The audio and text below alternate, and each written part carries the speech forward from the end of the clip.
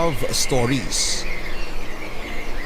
Dear Papa Dudut, Orke ba kumatok na? Papapasukin mo na? Itago niyo na lamang po ako sa pangalang Pedro, 70 years old.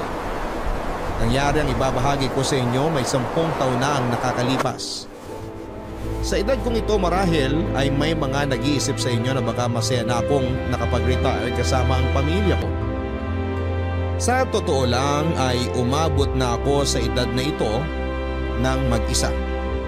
Pinili kong mag-isa sa mahabang panahon dahil bukod sa nakasanayan ko na, pakiramdam ko ay yun ang makakabuti sa akin. Hindi ko inalintana ang mga sinasabi ng ibang tao na dapat ay naghanap ako ng makakasama ko sa buhay. Dahil hindi biro ang pag-iisaan lalo na sa aking edad. Sinabi ng ilan na kailangang may mag-alaga sa akin. Sinagot ko sila at sinabing kahit sa edad ko, kaya kong alagaan ang sarili ko at hindi ako aasa sa iba para gawin yon. Naging matigas ang pagsagot ko sa mga pangungumbinse sa akin ng ibang tao tungkol sa aking pag-iisa. Tulad na lamang ng naging kapitbahay ko na si Donna. Mas matanda lang ako noon sa kanya ng 5 taon. Nagkaroon siya ng 7 anak sa 3 magkakaibang lalaki. Wala siyang nakarelasyon noong mga panahong kinukonsumi niya ako sa buhay ko. Pero hindi raw siya nawawala ng pag-asa na makajackpot na siya sa susunod niyang makakarelasyon. Uunahan ko na kayo Papa Dudut at mga kabarangay. Hindi naging kami ni Donna kahit mapunta pa tayo sa dulo nitong aking kwento. Gusto ko lang siyang isali sa kwento ko ngayon dahil malaki ang naiambag niya sa buhay ko at sa panibagong taong kumatok sa aking pintuan. Naalala ko noon isang hapon ng Miyerkules nang sumulpot si Donna para storbohin ako. Nakaupo ako noon sa aking maliit na bakuran at nakaidlip. Kakatapos ko lang noon na magdilig ng mga halaman ko at medyo sumakit ang likuran at tuhod ko. Kaya naman minabuti kong magpahinga pero hindi ko yon nagawa ng maayos dahil sa pagdating ni Donna.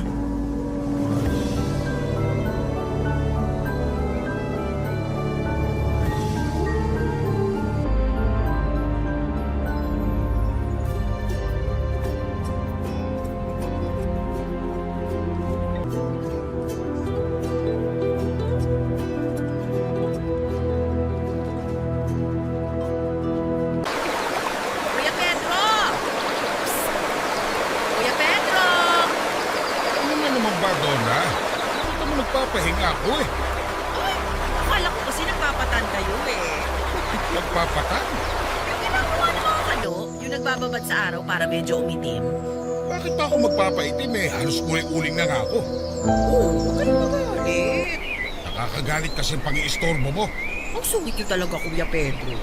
Hindi naman nagkakalayong edad natin pero kung makakuya ka eh, kala mo laki na agwat ko sa'yo. Ay, ganun ba? Mukha kasing 20 years ang tanda nyo sa akin eh. Eh dahil siguro yan sa dalas ng pagsusungit ninyo. Balita ako ay nakakatanda ang pagsusungit at pagkukunot ng noo. Kaya bawas-bawasan mo yun. Huwag mo nga ako pinakikialaman, Donna. Wala kayo bang kailangan? Umalis ka na. Kailangan ko ng pahinga ngayon. Dahil marami na naman akong kailangan gawin sa bahay mamaya. Hindi ka nakakatulog. Ay, may maitutulong ako sa'yo niya. O, sige, Pedro na nga na. Pwede ba kita tawagin, Pedro? Mas maganda, huwag mo na akong tawagin kahit kailan. Ay, halas siya. Di ba talaga kapag nagkakaedad na at mag-isa pa? Kasi ang pag-iisa ko sa buhay eh, papakailaman mo pa talaga ha? Wala ka ba ba magawa sa buhay mo? Maglinis sa bahay. Magpakain ng sandamakmak mo ka na. Tapos na lahat yan. Kaya marami akong time para magsabihan ka. Sinabi ko bang pagsabihan mo ako? Bakit? Anak mo ba ako? Naku po talaga, Pedro. Kung hindi ka lang lalaki, isipin mo umuurong na ang regla mo. Ang sulit mo kasi. Magsusungit talaga ako sa mga taong walang ibang magawa. Hindi ko sisain at pakailaman ang buhay ko. Ouch, ha? Concern lang naman ako sa'yo. Bakit ka magiging concern? May sakit ba ako? Baldado ba ako? Pinakatusok pag dextro sa akin? Kasi Pedro talaga. Masungit na, piloso mo pa. Piloso po ako sa mga taong walang ibang ginawa kundi... Nakialam sa buhay mo. Alam mo yan. Oo eh, bakit nakikialam ka pa rin? Hindi naman sa nakikialam, pero gusto ko lang payuhan ka. Sinabi ko bang kailangan ko ng payo mo? Kailangan mo kahit hindi mo hingin.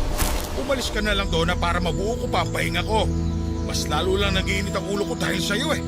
Naalala ko nung karelasyon ko pa ang mga tatay ng mga anak ko. Marami yun. Sino sa kanila?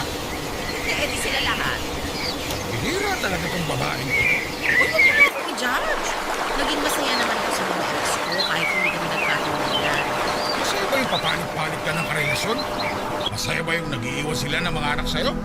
Masaya ba yung para sa mga anak mo? Ako pasalamat ka, Pedro, nakapagsimba ako last month, ha? Hindi kita papatulan dyan sa mga sinasabi mo.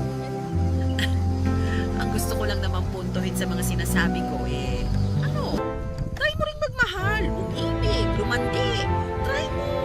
Promise ko sa'yo, mawawala lahat ng galit mo sa katawan. Mas marunong ka pa sa akin eh. Masaya naman ako mag-isa.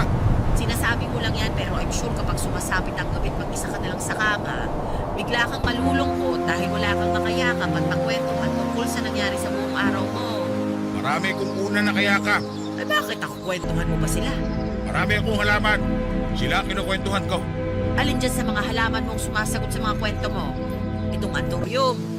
Baka itong aloe vera. Ay, baka itong kalachuchi. Umanap ka na lang ng ibang kausap mo. Pwede ka hindi mo pa sinasagot ang tanong ko. Sino ang madaldal sa mga halaman mo? Ewan ko sa'yo, Donna. Ewan ko sa'yo. Lumabas ako noon ng bahay at pumunta kung saan para makaiwas na kay Donna. Hindi naman niya ako sinundan pero naramdaman kong pinagmamasdan niya kung saan man ako noon papunta. Ang balak ko lang sana noon ay magtago lang pagkalabas ko ng bahay at hintayin na makaalis si Donna. Pero hindi naman siya kaagad umalis noon sa bahay kaya napilitan akong lumiko ng ibang kanto. Naglakad ako kahit na masakit na ang mga tuhod ko at medyo inaantok pa. Siniguro kong matatagalan ako sa paglalakad para pagkabalik ko ng bahay ay wala na si Donna sa labas ng gate ko. Nagpahinga lang ako saglit at sumandal sa isang poste na nakita ko sa kabilang kanto. Labol ko ang aking hininga dala ng matinding pagod. Hindi na talaga sanay ang katawan ko sa paglalakad ng malayo. Lagi lang kasi ako noon na nasa bahay at hindi talaga ako lumalabas kung hindi naman kailangan. Napilitan lang talaga akong lumabas para maiwasan na ang pakialamerang si Donna. Noong nakabawi na ako ng lakas, naglakad pa akong muli. Medyo natuwa ako dahil nakalanghap din ako ng ibang hangin bukod doon sa nakapaligid sa aking bahay. Hindi ko na inalintana ang pagsakit ng aking mga tuhod dahil nasiyahan ako sa pagbamasid sa paligid ko. Hanggang sa nadaanan ko ang isang maliit na bakery. Naglaway ako sa may nakita kong tinapa ipapadudot kaya kinapa ko ang aking bulsa. At nasaktuhan namang meron akong dalang barya mula sa sukli ko sa pinambayad sa inuming tubig ko noong bandang umaga. Binilang ko yun at saka inisip kung ano ang kakayaning mabili ng mga baryang yon. Nakakuha ko ng 3 malunggay pandesal, isang Spanish bread at 2 puding. Natuwa ako dahil kasya na yon hanggang bukas ng hapon. Naglakad na ako pabalik sa bahay matapos iabot sa akin ng tendera ang mga nabili kong tinapay. Hanggang sa napansin kong sumunod sa akin ang isang gusgusing batang babae na tansya ko ay nasa 8 taong gulang lamang noon.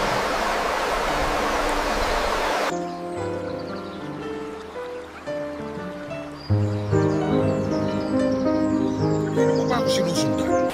Kailangan mo ba? Ito bata ang pangalan ko. Ningning po. Ay, parang kumakilang sa pangalan mo. Wala akong susundan, ha? Eh bakit po hindi kayo pwedeng sundan? Masama po ba kayong tao? Kasi sabi po ng tatay ko dati, huwag sundin ang mga masasamang tao. Iba ang sundin sa sundan. Ang gusto ko, huwag mo akong sundan. Eh ano po ba pinagkaiba ng sundin at sundan? Tanong ko sa tatay mo. Eh wala na po akong tatay. Oh, problema ko ba yun? Sabi niyo kasi, itanong ko sa tatay ko eh. Sumagot lang naman po ako. Ay, ang dandal mong bata ka. Yan nga rin po ang sabi ng tatay ko. Ay, hindi ka na nga sa inyo. Wala na akong lakas para makipag-usap ko sa'yo. Wala po akong uuwian eh. Problema ko ba yun? Sabi niyo po kasi umuwi ako sa bahay namin. Isumagot lang naman po ako. Pagka seryoso ka rin, Mingming. Mingming po, hindi Mingming. Hindi naman po ako nagmimiyaw. Wala akong pakialam sa pangalan mo. Ang gusto ko, sundin mo ang sinasabi ko. Hindi po susundan. Nakakaubos ka ng pasensya. Nagtatanong lang naman po eh. Magtanong ka sa ibang tao, huwag sa akin. Bakit hindi po pwede sa inyo? Hindi po ba kayo tao? Eto na naman tayo. Uuwi na ako. Huwag mo ako susundan, ha? Huwag kayong susundan o huwag kayong susundin? Alin po ba sa dalawa yung gusto nyo? Sundin mo ang sinasabi ko sa'yo. Huwag mo kong sundan. Ang sungit nyo naman po. Ang kulit mo kasi. Makulit po ako pero hindi naman po ako masamang tao. Bakit? May sinabi ba ako na masama ka? Kasi po, di ba, pwede tayong magalit sa mga masasamang tao. Bakit kayo nagagalit sa akin? Hindi naman po ako masamang tao. Alam mo, subukan mo maghanap ng pwede mong makausap kasi ayoko makipag-usap sa'yo. Bakit naman po? Yan na naman. Bakit ayan na naman po? Bata, Ningning po. Ningning, bibigyan kita ng isang pandesal. Talaga po? Salamat po. Kasi kanina pa po ako nagugutom eh. Kapag nagugutom ka ba nagiging palatanong ka. Hindi naman po. Marami lang po akong tanong kasi marami po akong gustong maintindihan. Hindi lahat ng bagay kailangan mo maintindihan. Kailangan mo lang tanggapin na ganun talaga yon. Po? Ay, kunin mo na lang tong pandesal at umalis ka na, ha? Sige po. Huwag mo ako susundan. Pero susundin ko po kayo? Oo! Pag susundin ko po ang sinabi nyo na huwag kayong susundan po, hindi na ba kayo magsusungit?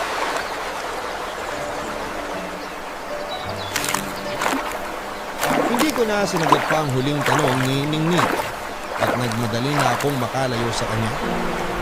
Nilingon ko siya nang nasa kalagitnaan na ako ng paglalakad at nakita kong kinainan niya ang malunggay pandesal na inabot ko. Nakita ko siyang upo sa gilid ng bakery at doon ay napapasayaw pa habang kinakain ang binigay ko. Yan ang pagkakataon ko para mas lalo pang bilisan noon ang paglalakad dahil baka sundan pa niya ako. Halos lumuwa noon ang baga ko sa paglalakad ng mabilis, Papa Dudut. Nung nakarating na ako sa bahay ay agad akong nagtungo sa kusina para uminom ng maraming tubig. Napagod ako sa paglalakad ng mabilis pero mas napagod akong makiusap sa batang si Ningning. Bigla ko tuloy naalala sa kanya ang anak kong babae. Kaedad lang ni Ningning ang anak kong si Joy noong kinuha siya sa akin ng una kong naging asawa na si Letty. Tinakbo niya sa akin si Joy noong nakakilala siya ng isang lalaki na taga Middle East na nangako sa kanya ng magandang buhay. Hindi ako nagsuspecha na merong iba si Letty, pero napapansin kong madalas siyang may kausap sa kanyang cellphone tuwing madaling araw. Ang sinabi niya sa akin ay kausap lang daw niya ang ninang ni Joy para sa plano niyang magnegosyo. Nagtiwala ako, Papa Dudut, pero yun pala ang pinakamalaking pagkakamali na ginawa ko. Nagising na lamang ko isang umaga, wala na ang damit ng mag-ina ko. Sinubukan kong tawagan si Letty pero hindi niya sinasagot ang tawag ko. Nahanap ko siya sa mga kamag-anak niya pero nakatikom ang mga bibig nila. Halos mabaliw ako noon sa pumulila sa mag-ina ko hanggang isang araw, bumalik si Letty. Natuwa ako dahil akala ko ay makukumpleto na kami pero meron lang siyang pinapirmahan sa akin para legal nang maitawid sa ibang bansa ang anak naming si Joy. Hindi ako pumayag noon sa gusto ni Letty at sinikap ko pa siyang kumbinsihin. Manatili na lamang sa piling ko.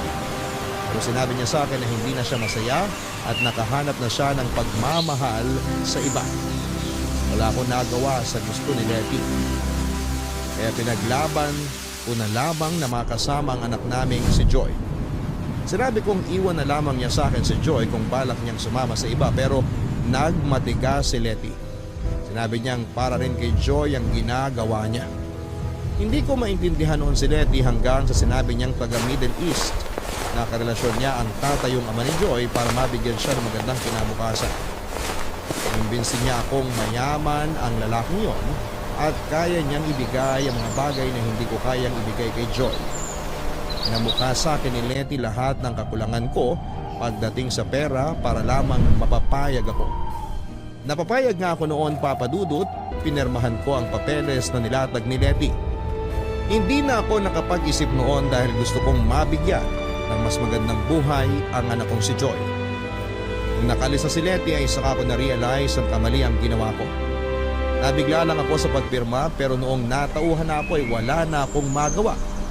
Yun ang huling beses na nakita ko si Letty. Wala na rin ako naging balita sa kanila ni Joy mula noon. Sa paglipas ng mga araw ay nakaramdam ako ng lungkot dahil naalala ko ang anak kong si Joy. Sinisi ko si Ningning dahil doon, Papa Dudut. Sinubukan ko na kasing tanggalin sa alaala ko ang anak kong si Joy dahil nasasaktan lamang ako kapag naaalala ko siya. Nagkulong akong muli sa kwarto ko dahil nawalan ako ng gana na asikasuhin muli ang sarili ko. Saka lang ako lumalabas noon kapag hindi ko na makayanan pa ang labis na gutom. Napabayaan ko na rin ang mga alaga kong halaman pero narinig kong may mga nagbubuhos ng tubig doon. Sinilip ko mula sa bintana at nakita ko si Donna. Nakita niyang nakasilip ako kaya naman tumaway siya. Agad kong sinara ang bintana ko at saka nagbalik sa pagkakahiga.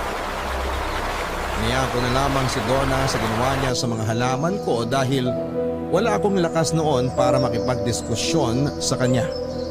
Kahit aminado akong nag-aalala ako noon sa mga halaman ko, ay hindi ko pa rin kinaya ng katawang kong manumbalik ang sigla at gana ko sa pag-asikaso sa mga yon. Natapos lamang ang pagmumukmuk ko noong dumaan ang nag-aabot ng mga bill ko sa kuryente at tubig. Noong nakalabas na ako ulit, saka ko binigyan ng pansin ng mga halaman kong halos malunod na rin dahil sa dami ng mga pinang-ilig ni Donna. Napailing na lamang ako at saka kinuha ang mga kailangan ko para ayusin ang mga halaman ko. Enjoy ko ang pag-aayos ng mga halaman kaya hindi ko napansin na may nakatingin na sa akin habang ginagawa ang trabaho ko. Noong tumayo ako para kumuha ng dagdag na lupa sa kabilang side ng bakuran ko, ay nakita ko si Nini. Parehas pa rin ang suot niya noon. Ilaw na oversized t-shirt ng mukhang bestida niya yon dahil lumagpas na hanggang sa sakong niya. Dungis pa rin si Ningning noon at walang sapin ang mga paa niya. Napailing na lamang ako dahil alam kong mangungulit na naman siya. Nangyari nga ang iniisip ko. Nagsimula na naman siyang makipag-usap sa akin, Papa Dudut. Magandang hapon po, tatay! Huwag mo akong tawagin tatay. Hindi kita na. Di po ba pag matanda ang lalaki, tinatawag na po tatay? Tinatawag mo lang na tatay ang isang lalaki. Pag ama mo siya. Meron po ba kayong anak? Eh bakit ka ba nandito? Paano mo nalaman ang bahay ko? Sinundan ko po kayo nung naubos ko yung pandesal na binigay nyo. Paanong nasundan eh? Ang bilis ko nakawala sa'yo. Akala niyo lang po mabilis kayo. Naabutan ko nga po kayo eh. Pero nagtago lang ako kasi baka po sumitan niyo po ako ulit. Talagang susungitan kita kasi makulit ka. Umalis ka na nga.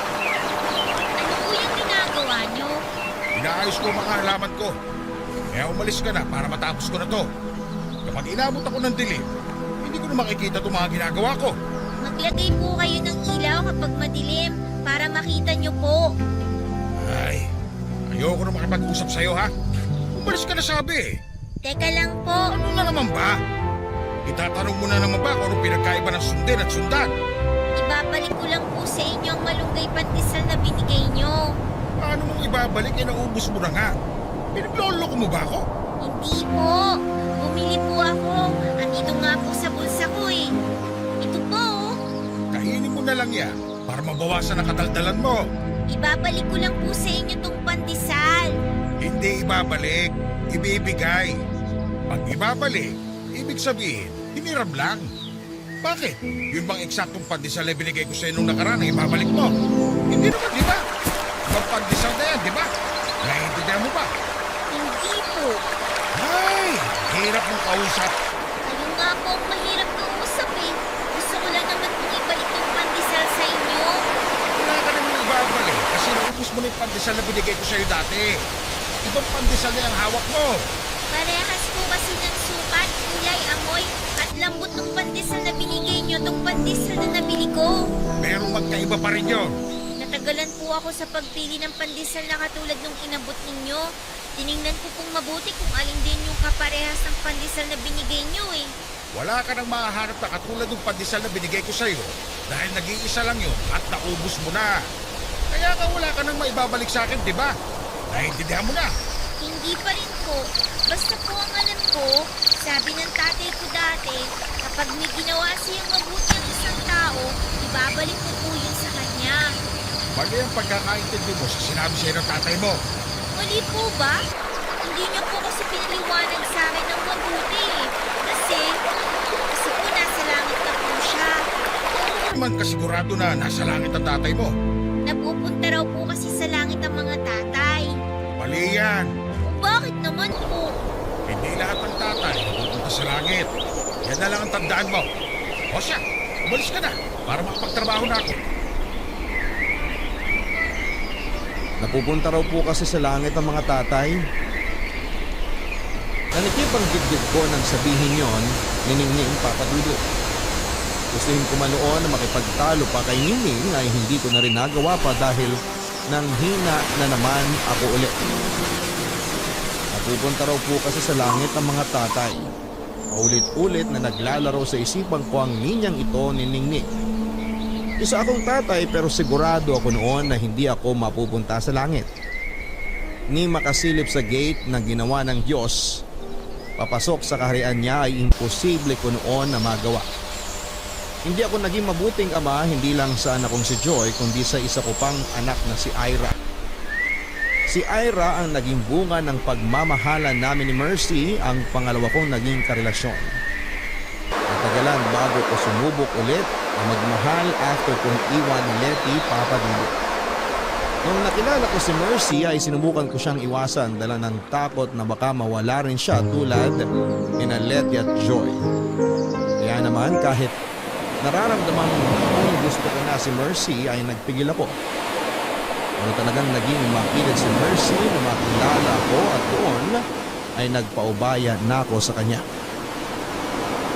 Muli akong sumugal na magmahal sa piling ni Mercy at hindi ko naman yon pinagsisihan.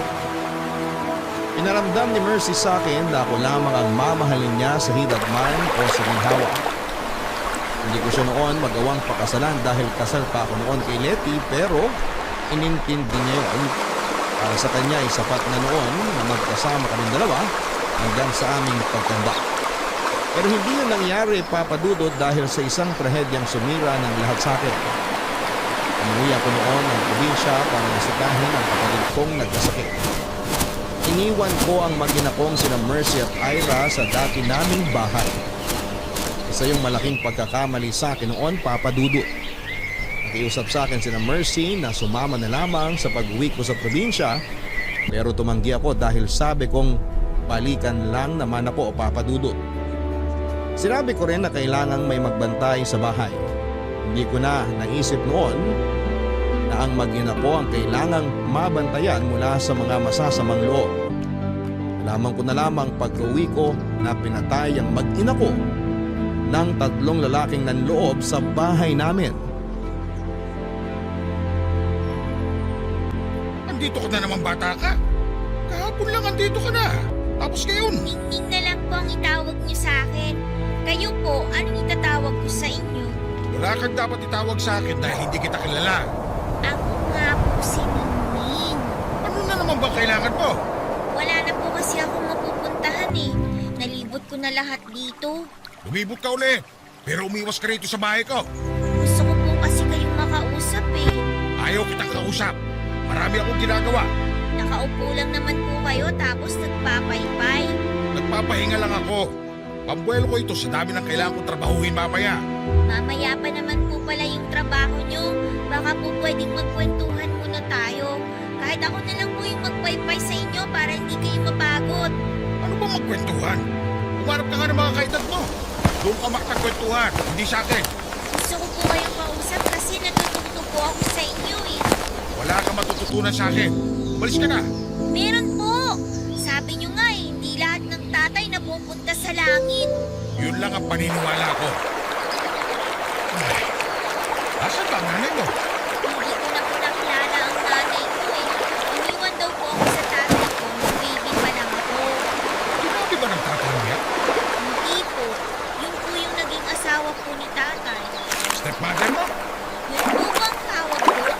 Hindi mo nanay ang kinakasama ng tatay mo. Stepmother ang tawag doon. Stepmother? Asan ang stepmother mo? Bakit hinahayaan ka niyang gumala sa ganyang itsura mo, ha? Hindi ko na po alam eh. Paano hindi mo alam? Nung nilibing po kasi si tatay, sumakay kami ng bus. Tapos iniwan niya po ako sa kalye. Ano? Ba't yung ginawa yun sa'yo? Eh sabi po kasi niya, para raw po ako isang kalye. Mabubuhay daw po kahit mag-isa ko lang. Kalokohan. Totoo po yun. Nabuhay naman po ako eh. Tsaka po sabi niya po, kapag niligaw niya ako, may makakahanap po sa akin. Aampunin daw po ako tsaka mamahalin. Parang yung dati kong pusa na napulot namin ng tatay ko. Tao ka. Hindi ka pusa para iligaw. Ay, kumain ka na ba? Mamaya pa po kapag gabi na. May nag-iwan po ng pagkain dun sa paradahan ng jeep eh. Aabangan ko lang po yun. Bubuksan ko ang gate. Papapasukin niyo na po ako sa bahay niyo? Hanggang dito ka lang sa bakuran ko, ha? Hindi ka pwede pumasok sa loob ng bahay dahil ang dumi mo. Dito ka kakain. Kayo na po magpapakain sa akin? Ngayon lang to. Sa susunod, umaya ka ulit sa mga pusa na naghahanap ng pagkain sa kalye. Naintindihan mo? Nagpainit ako ng tubig para sa instant noodles na pinakain ko kay Ningning. Pinagtimpla ko rin siya ng gatas at inabutan ng isang basong tubig. Binigyan ko rin siya ng chocolate na panghimagas niya at natuwa siya. Pinulsa niya yon para may kainin daw siya kinabukasan.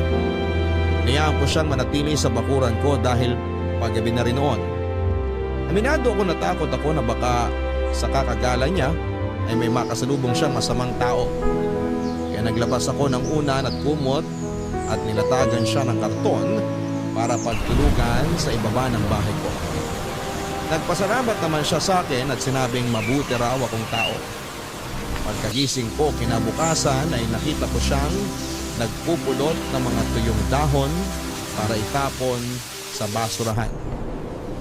Pinagluto ko siya ng itlog at corned beef para makapag-almusal na siya. Hiniling niyang sabayan ko siyang kumain dahil meron pa raw siyang gustong itanong. Napilitan akong samahan siyang mag-almusal at sagutin lahat ng mga tanong niya sa akin. Sa paglipas ng mga araw ay nasanay na akong kasama si Ningning. Tinulungan niya ako magayos ng hardin at siya na rin ang kumukuha at nag-aabot ng mga bill ko sa kuryente at tubig. Hanggang isang araw ay pinapasok ko na siya sa loob ng bahay ko. Nagtiwala na ako sa kanya at binigyan siya ng matutulugan niya sa sala.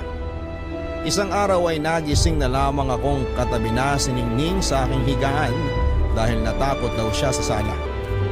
Niyaan ko siyang makitulog sa aking pansamantala hanggang ang pansamantala na yon ay naging araw-araw na. Isang araw ay naging parang anak ko na si Ningning. Isang araw ay naging parang ama na ako kay Ningning. Isang araw ay para kaming naging isang pamilya. Isang araw ay nagising na lamang ako na masaya sa piling niya.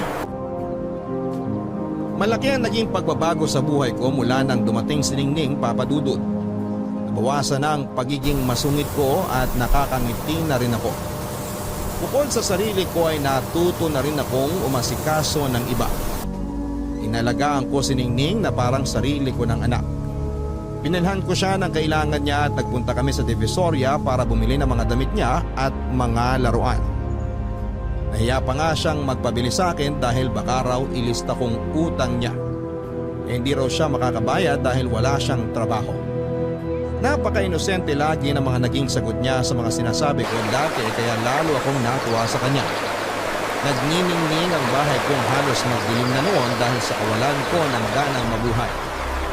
Binigyan ni Ningning ng liwanag ang napupundi kong buhay, Papa Dudut. Napansin niyo ni Donna nang minsang mapadaan siya para kumustahin ako.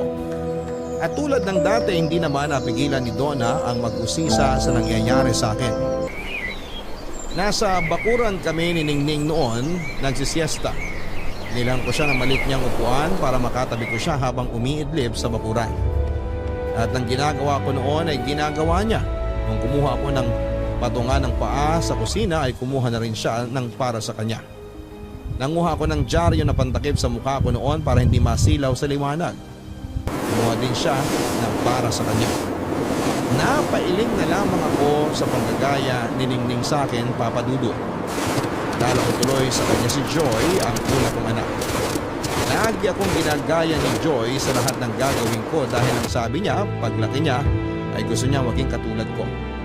Nung tinanong ko kung ano ang ibig niyang sabihin, Papa Dudut, ang sinagot niya ay gusto raw niyang maging mabuting magulang tulad ko.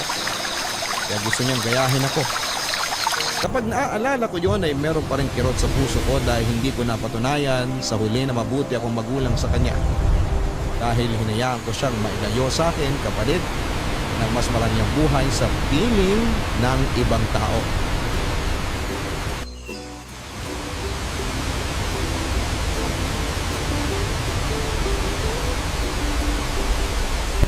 Bakit ba may dyaryo sa mukha ninyo? Ano kayo, mga tinapa? Mabili nga. Dito ka na naman ba para mag-visit, Donna? Ako po si Ningning, Ate Donna.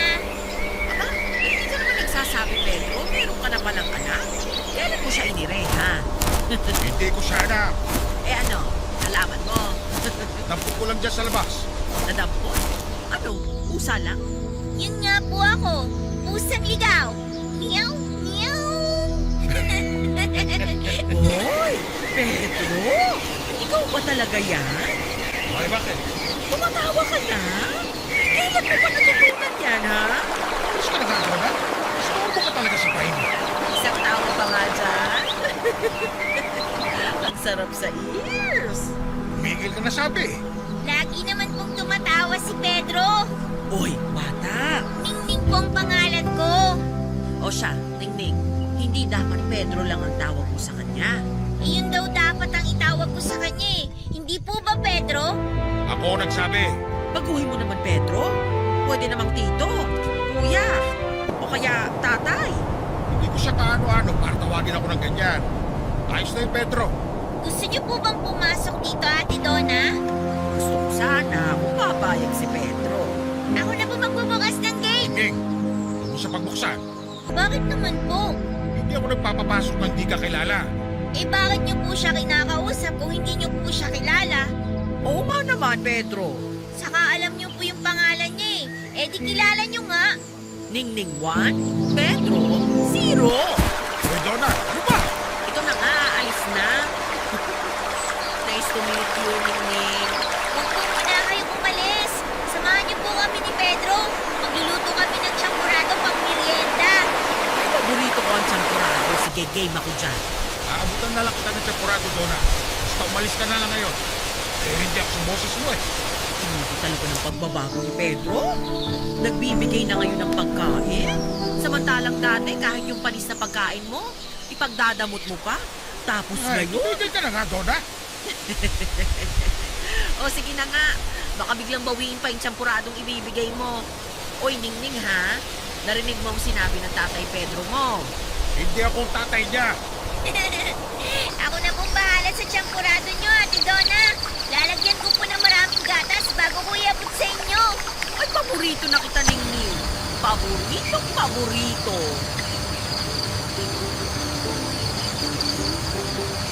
Nainis ako kay Donna dahil napansin niyang lumalambot na ako, Papa Dudut.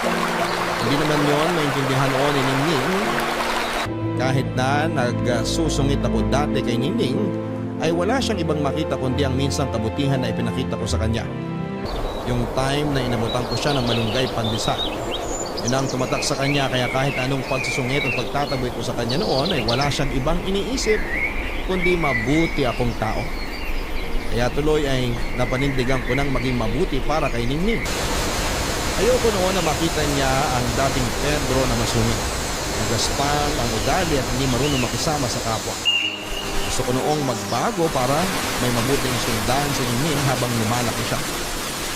Aminado akong nahirapan ako noong una na magbago sa nakasanayan kong ugali at buhay. Pero malaki ang tulong ni Ningning para sa pagbabagong gusto ko. Naging inspirasyon ko siya sa buhay para pagbutihin ko ang sarili ko. Muli kong naalala si Ningning sa isa ko namang anak na si Ira. Si Ira ang naging dahilan ko noon para pagbutihin ang sarili ko dahil kapalit noon ang magandang buhay sa anak ko. Nagpakahirap akong pumasok sa mga trabaho para lamang makaipon ako noon para sa kinabukasan ni Ira.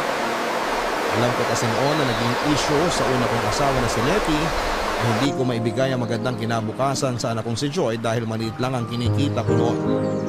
Kaya naman sinubsob ko ang sarili ko sa pagtatrabaho ng maging anak na si Ira. Natakot din kasi ako na baka makita rin ni Mercy ang nahirapan ko at gano'n niya yung masihan para iwanan ako.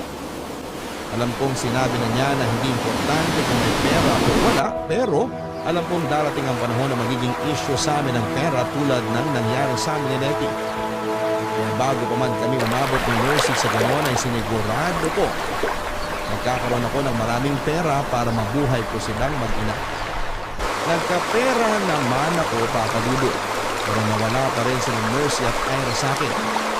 Nawala sila dahil sa mga taong halangang kaluluwang nanlimas ang mga pinaghirapan kong ipunin para sa mag-ina ko.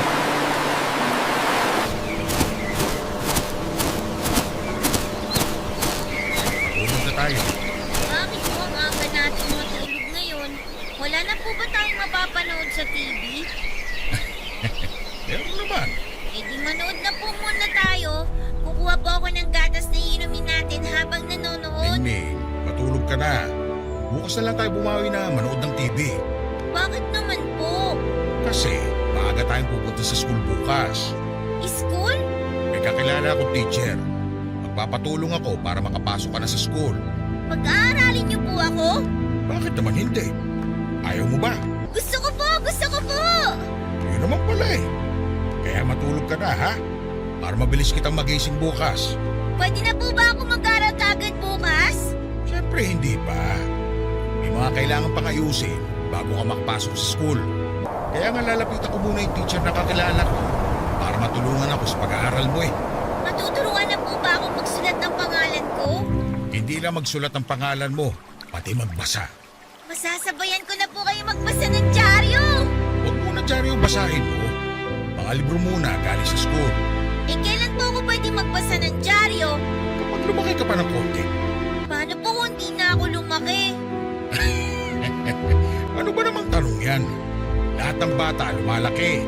Para po kasing hindi na ako lumalaki eh. Eh paano? Puro ka puya. Matulog ka lagi na maaga para lumaki ka pa. Good night po, Pedro! Oh, nasamig ka ba? Hindi po. Makati lang po yung lalamunan ko. Ano bang kinain mo? Yung sopas po na niluto ninyo. Teka, mahawak lang ang noo mo. Oh, naku, may sinat ka. Wala naman po ah. Yan ang sinasabi ko eh. Nagkaulad ka kasi kahapon. Kinuha ko lang po yung mga nakasampay na basahan sa gate. Hindi ka dapat nagpapaulan. Sorry po, Pedro. Bumangon ka na riyan. Bakit po? Punta tayo ng ospital. Ayoko po sa ospital. Tutusukin nila ako ng injection. Hindi. Painumin ka lang ng gamot. Walang injection. Dito nyo na lang po ako painumin ng gamot. Huwag na po sa ospital. Ay, hindi pwede. Mga doktor ang nakakaalam sa ipapainom sa'yo. Baka kung ano na yan. Baka mamaya, dengue na o malaria. Hindi naman po masama ang pakiramdam ko. Huwag ko lang po ito. Huwag na po kayong mag-alala. Paano hindi mag-aalala? Baka mamaya kung ano na yan eh. Bumangon ka na riyan. Sige na, please. Matulog na po tayo, Pedro, para makapunta tayo sa school bukas. Walang pupunta sa school hanggat hindi ka gumagaling. Malakas naman po ako eh. Makati lang po yung lalamunan ko. Baka po may nakain lang po akong langaw o kaya lamok. Diyan nagsisimula ang lahat eh. Bako na. Pero Pedro... Walang Pedro. Makinig ka sa akin kung ayaw mo magalit ako. Opo, Magtsinelas ka na at kukuha na kita ng jacket mo. opo. Dalihan mo ng galaw, Ningning.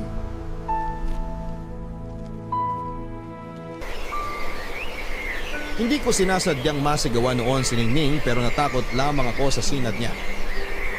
Agad ko siyang dinala sa ospital para magpatingin.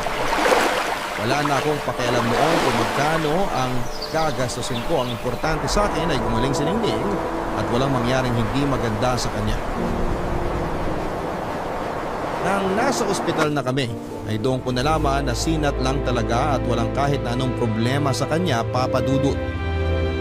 Ako pa yung namilit sa nurse na i-check siyang mabuti. Nagpresenta rin ako magbayad ng doble kung kailangan, masigurado lamang na totoong ligtas si Ningning. Pinakalma ako ng nurse at sinabing wala akong dapat na ipag-alala dahil walang kahit anong problema sa kalusugan si Ningning.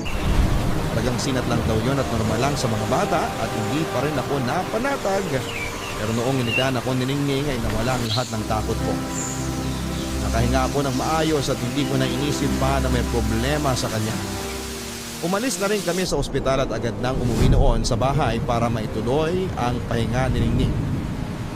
Lungkot siya noong sinabi kong hindi muna kami pupunta sa school para makabawi siya ng lakas. Nangako naman ako sa kanya na oras na gumaling siya ay pupunta kami kaagad sa school para makapag-aral siya. Napraning ako, Papa Dudut, dahil sa kalagayan ni Ningning ay bigla ko naalala noong mga bata pa lamang kami noong isang kapatid ko. Namatay ang bunso kong kapatid noong 12 years old pa lamang ako noon. Baby pa noon ang kapatid ko at pinagkatiwala siya sa akin ng mga magulang ko dahil kailangan nilang puntahan ang isa kong kapatid sa school dahil napaaway sa klase niya. Wala naman naging problema sa pagbabantay ng kapatid ko. Nung nakita kong tahimik lang na nakahiga ang bunso kong kapatid ay naglaro muna ako. Noong binalikan ko siya ay tahimik pa rin at nakatulala sa kisame. Inayaan ko lang kahit medyo iba na ang pakiramdam ko. Kaidlip pa ako sa bandang paanan ng kama habang binabantayan si bunso.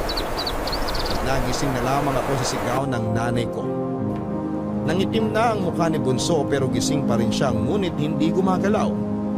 Agad na tinakbo ng mga magulang ko sa ospital ng bunso namin pero nasa kalagitnaan pa lamang sila ng biyahe ay pumikit na ang mga mata ni bunso. At yun ang huling beses na nakasama namin siya, Papa Dudut. Inako ko ang sisi ng mga magulang ko dahil sa nangyari.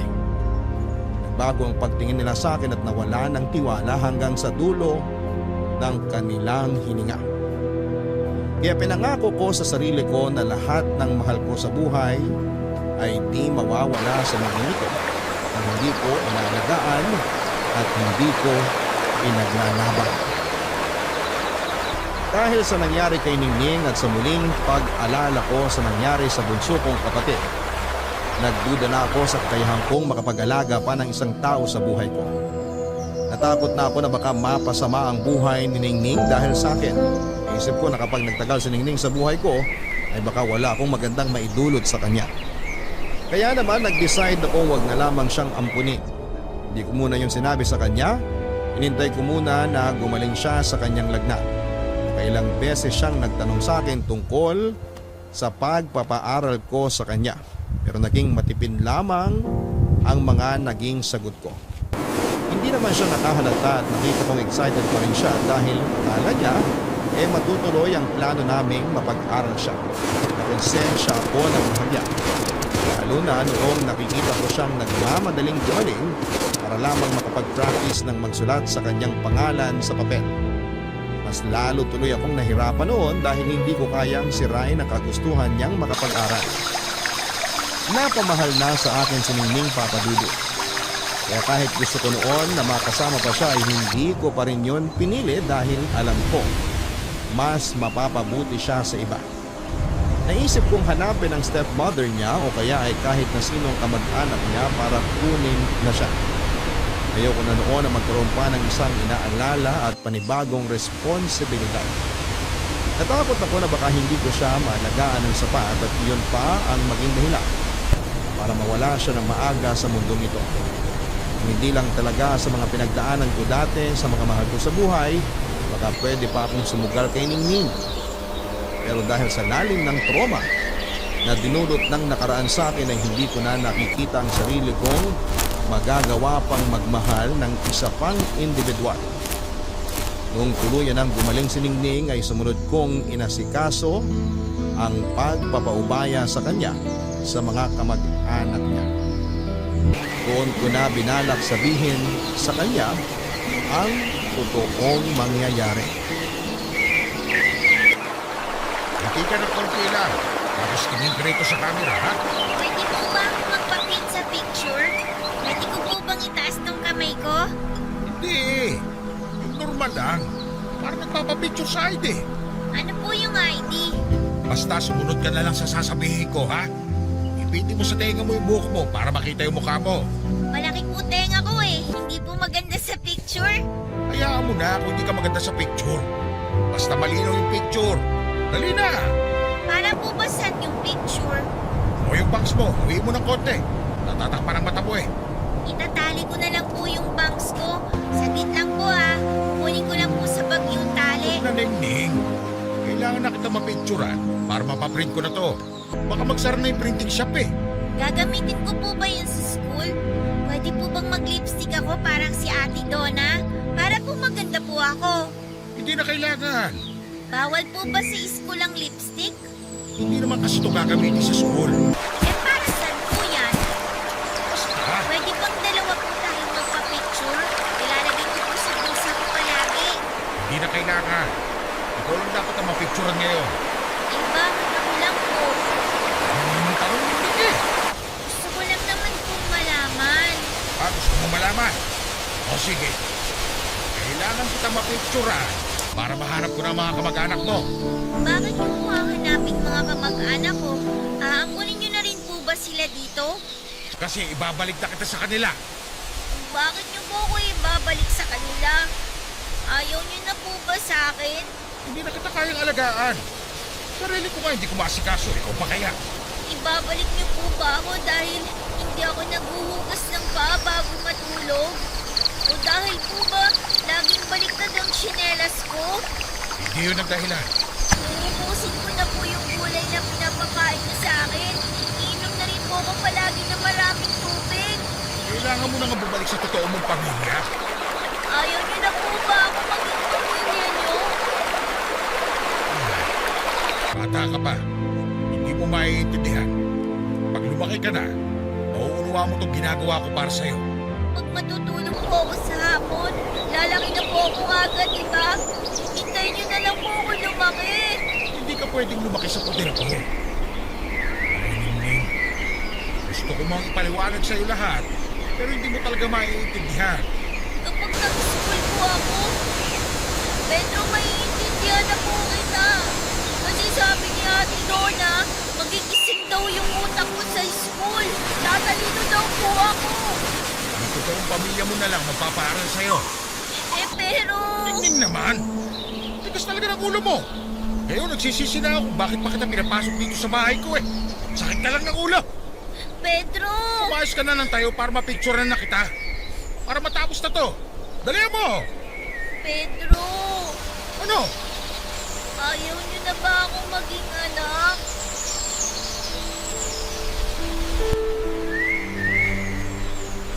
Ayaw niyo na ba ako maging anak? Para akong sinaksak sa tinanong ni Ningning sa akin, Papa Dudu. Alam lang niya na wala akong ibang gustong mangyari kundi ang maging tatay sa kanya. Wala akong ibang hinangad kundi ang gumising sa umaga para ihanda ang almusal niya bago siya pumasok sa school. Pinangarap kong ihatid siya sa eskwelahan at hintayin ang papasok siya sa classroom bago ko umuwi para naman maglinis ng mga kinalat niyang laruan sa kwarto. Nangarap akong maturuan siya sa mga assignment niya bago siya matulog sa gabi. Marami ako naging pangarap para sa kanya pero alam kong hindi ko yon pwedeng makamit dahil hindi ako ang taong dapat na mag-alaga sa kanya. Nagulog ako habang iniisip na ang ibang tao ang magluluto ng almusal niya. Ibang tao ang maghahatid sa kanya sa school at ibang tao ang tutulong sa mga assignments niya. Nakadurog pero yun ang realidad na kailangan ko noon at tanggapin. Na-realize kong hindi ko kayang maging ama para kay Ningning dahil hindi pa ako buo at marami pa akong kailangang ayusin sa sarili ko. Papadudot gustuhin ko man noon na ariin siya bilang sarili kong anak ay hindi ko yon magawa dahil hindi pa ako naghihilom sa nakaraan. Ayokong ang mga naging sugat ko sa nakaraan ang maging dahilan para hindi ko siya mabigyan ng magandang kinabukasan na dapat ay para sa kanya.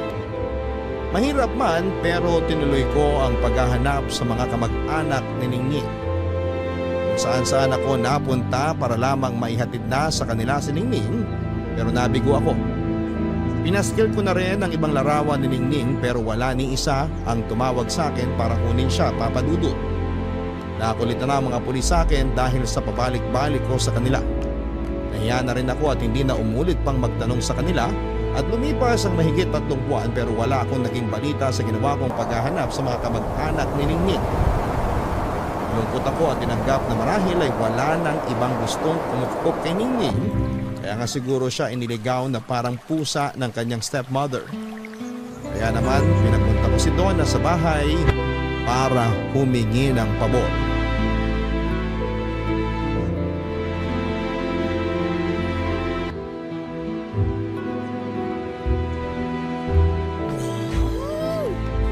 Ang ganda pala ng loob ng bahay mo, Pedro. Yayamanin. Opo ka. Salamat. Ano ba yung kailangan mo?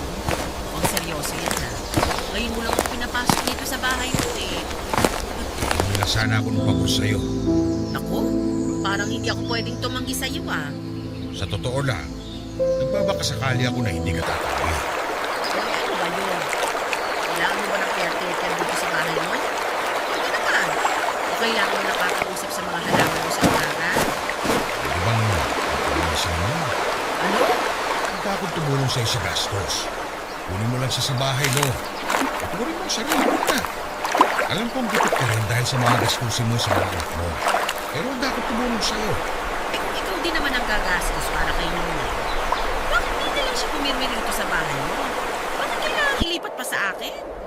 Hindi ko na siya kayang alagaan. Paano bang hindi mo kayang alagaan? Eh mula nung inampun mo siya, nagkalaman na ang mga pisngi niya. Hindi na siya gusgusin at hindi na rin siya amoy isda.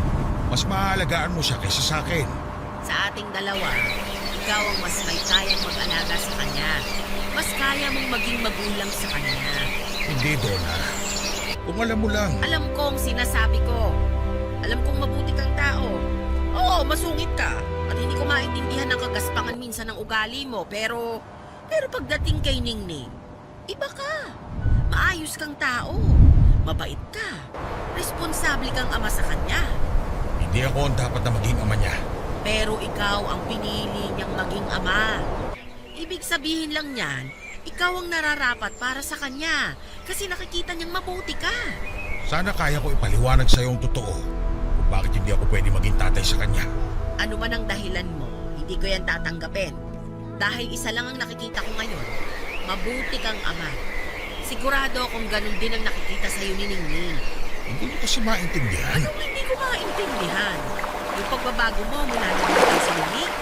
Yung pag-aliwalas ng mukha mo mula nang pinatuloy mo siya rito sa bahay mo? Halos hindi na nga kita nakilala, Pedro.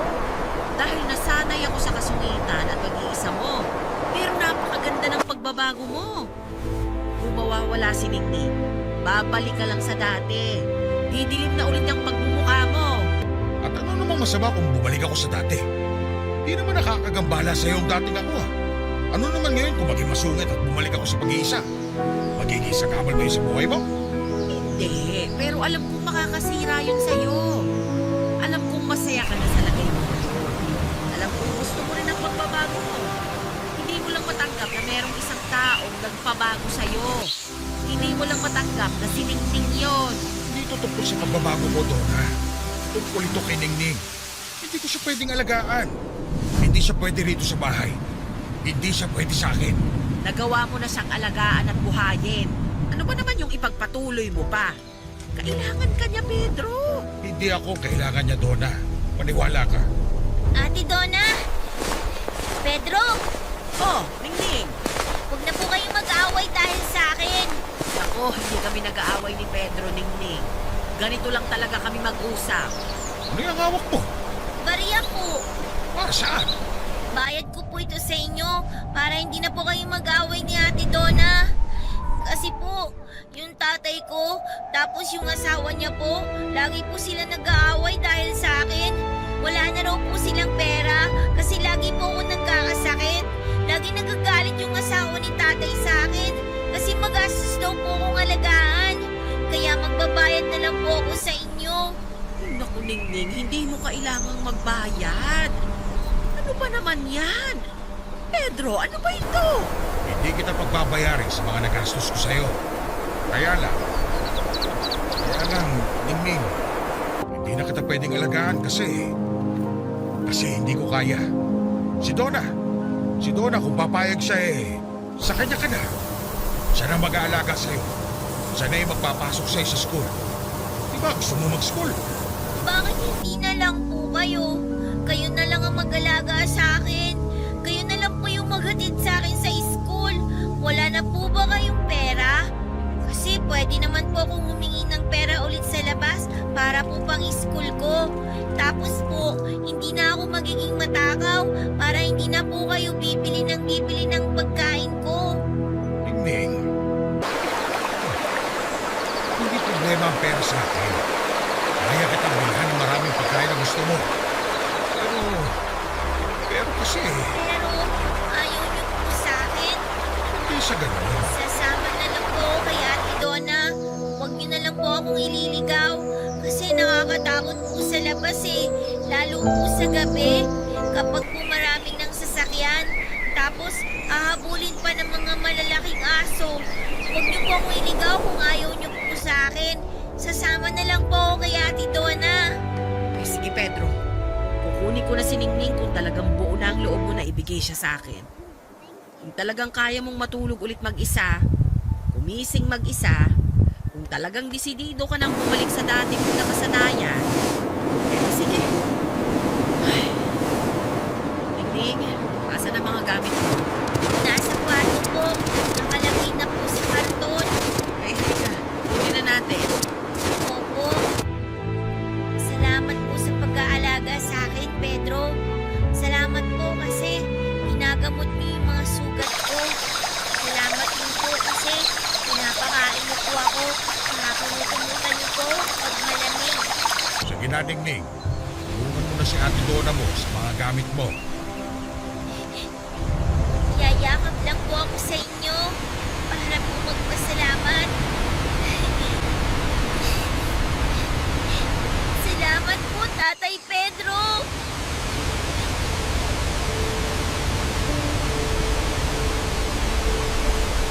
Tatay Pedro, napakagaang pakinggan. Tinawag ako ni Ningning na tatay at doon ako tuluyang nagiba, Papa Dudu. Nawala lahat ng pagpapanggap kong matapang ako. Mas nakaramdam ako ng takot dahil nagustuhan ko ang pakiramdam na tawaging tatay. Naisip kong hindi ako yon. Matagal akong natakot na muling maging tatay dahil 2 bata na ang hindi ko naalagaan ng wasto. Pero noong niyakap ako ni Ningning at tinawag akong tatay, yung takot ay andun pa rin pero tinulak ako ng takot na yon para mas makita ng malinaw na handa na ako. Handa na ako maging tatay muli. Ang takot na naramdaman ko ang nagpamulat sa akin ng ganon talaga kapag magulang ka. Laging may takot na hindi mo magampanan ang iyong responsibilidad pero ang takot na yon ang siyang magtutulak sa iyo para mas pagbutihan pa. Niyakap kong pabalik si Ningning at doon ay tuluyan na akong napaiyak. Doon ko naramdaman na mas takot akong mawala siya kesa sa takot kong hindi siya maalagaan ng tama. Hindi ko na siya pinakawalan pa noon, Papa Dudut. Ako na ang naging tatay ni Ningning mula nung araw na yun. At hindi ko yun pinagsisihan hanggang sa dulo ng hininga ni Ningning.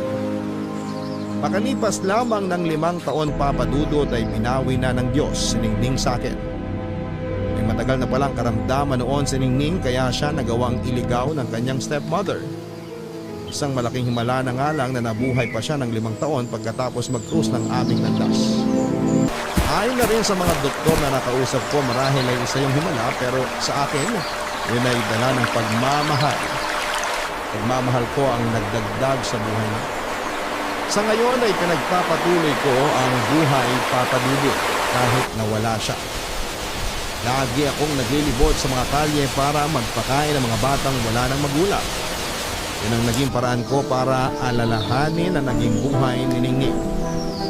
Hindi na ako nakaramdam pa ng takot, Papa Dudut, kung meron man ulit na kumatok sa buhay ko para makasama ko. Hindi ko na siya pagdadamutan muli ng atensyon.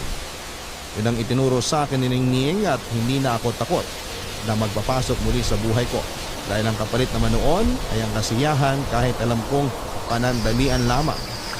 Hanggang dito na lamang po ang aking iliham. Ako ang inyong kabarangay forever, Pedro. Lahat tayo ay merong kinakatakutan. Ang ilan sa atin takot na mag-isa. Ang ilan sa atin ay takot na maiwanan at may kanya-kanya tayong dahilan sa mga takot natin na nag-uugat sa ating nakaraan. Ang mga takot sa kasalukuyan ay dahil sa mga hindi nasasagot na tanong sa ating mga nakaraan. Maaaring hindi nabigyan ng linaw ang mga katanungan kahapon, kaya takot kang sumugal sa ngayon. Kung sakali mang ganito ang iyong pakiramdam ay hindi ka nag-iisa. Panigurado akong meron kang kasama. Hindi lang ikaw ang takot, hindi lang ikaw ang tumatakbo sa iyong nakaraan. Marami kayo. Marami tayo. Hindi nakakahiyang ilantad sa iba ang totoong dahilan ng iyong mga takot. Kailangan mo lang ng mga taong makakaunawa at mga taong handang magpasensya. Normal na ikay matakot, huwag kang mag-alala